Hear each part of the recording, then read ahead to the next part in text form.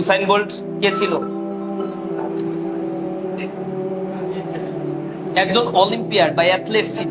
অলিম্পিয়াডে তিনি প্রতিবারই স্বর্ণপদক জয় করত। সে যখন দৌড়াতো তখন পেছন দিক থেকে সে বারবার দেখতো যে কেউ আশেপাশে আছে কিনা, হাসতো আর দৌড়াতো, তার সাথে কেউ পারত না। মোহাম্মদ আলী ক্লে সে যখন গেম খেলতো তখন সে খেলার পূর্বেই বলে দিত যে বাইরে থেকে যে আসছে তাকে বলতো যে তুমি কেন আসছো, আমি তো এই গেমে জিতবো, তোমার তো আসার দরকার নাই। অপোনেন্ট তো খুব নারাজ হয়ে যেত যে কি বলে, খেলাই শুরু হলো না অথচ সেই জিতে যাবে, এটা কোনো ফাইজলামি কথা? খেলা শুরু হইতো, ও জিততো, মোহাম্মদ আলী ক্লে তার মুখের কাছে মুখ নিয়ে বলতো I am Mohammad Ali clay, I am the great. আমি বলছি না আমি এই গেমে জিতবো, তুমি কেন আসছো? সাংবাদিকরা প্রশ্ন করছে যে আপনার এত আত্মবিশ্বাস কোথা থেকে আসে? তখন সে সাংবাদিকদের প্রশ্নের উত্তরে বলছে যে এই আত্মবিশ্বাসের জন্য কোনো কারণ নাই। কারণটা হচ্ছে কি জানেন, আমি যখন এক্সারসাইজ করি, করতে করতে যখন আমি ডান দিকে বা দিকে তাকাই, তখন আমি ক্লান্ত হয়ে গেলে ডান দিকে বা দিকে তাকিয়ে যখন দেখি অনেকেই এক্সারসাইজ করে, তখন আমি আমার ক্লান্তি ভুলে যাই। আমি আমার ক্লান্তি ভুলে গিয়ে আমি আরো এক্সারসাইজ করা শুরু করি, আমার ভিতরে একটা জেদ জন্মে যায়। যখন আমি এক্সারসাইজ করতে করতে দেখি আমার আশেপাশে সবাই চলে গেছে, তখন আমি আরো অতিরিক্ত 1 ঘন্টা বেশি পরিশ্রম করি।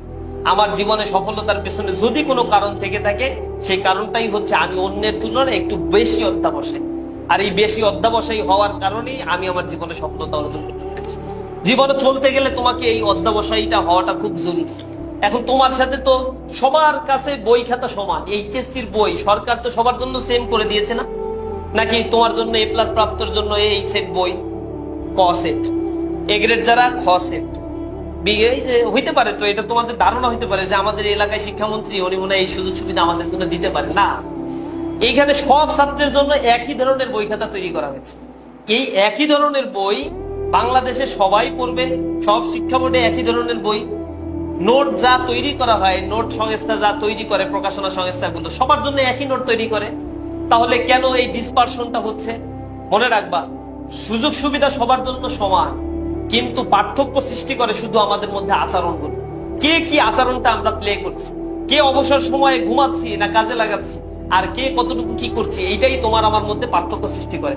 আমি আমার এক স্টুডেন্টকে একদিন জিজ্ঞাসা করছিলাম, ঈদের দিন সকালবেলা সে নামাজ পড়ছে, নামাজ পড়ার পরে দেখা, আমি বললাম ওর বাড়ি অনেক দূর, সে যায়নি বাড়ি, এবং হোস্টেলে মাত্র ওই 1 থেকে 1-2 জনই আছে। আমি জিজ্ঞাসা করলাম কি ব্যাপার, তুমি বাড়িতে যাও নাই, ঈদ করবা না?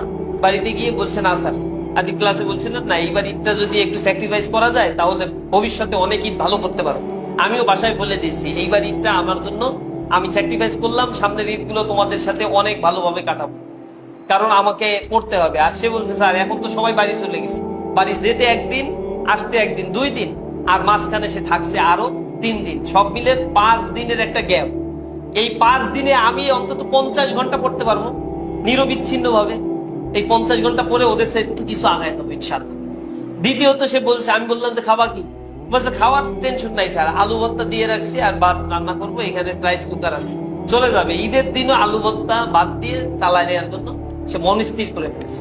আল্লাহ রাব্বুল আলামিন তার এই চেষ্টা, এই জন্য বলা হয় মানজাদ্দা ওয়াজাদা, যে চেষ্টা করে তাকে অবশ্যই প্রদান করা হয়। সে ঠিকই ঢাকা বিশ্ববিদ্যালয়ে চান্স পেয়েছে এবং সেকেন্ড হয়েছে অ্যাডমিশন। এরপরে সে তো ভালো একটা সাবজেক্টে পড়েছে, এখন শেষও করেছে, ভালো একটা চাকরিরও অফার পেয়েছে শুনলাম। জীবনের অনেক জায়গাগুলোতে তুমি যদি কোনো কিছু ত্যাগ করো তাহলে অবশ্যই তুমি ভালো কিছু পাবা, এটাকে মনে রাখতে হবে। জীবনে চলার পথে স্যাক্রিফাইসটা করতে হয়, স্ট্রাগলটা খুবই গুরুত্বপূর্ণ নিজের সাথে। যদি স্ট্রাগল না করা হয় তাহলে জীবনে চলার পথটা কখনোই মসৃণ হয় না। একবার এক স্কুলের এক শিক্ষক দেখাচ্ছিল যে একটা শুঁয়াপোকার গুটি থেকে প্রজাপতি হয়, তা জানো তোমরা?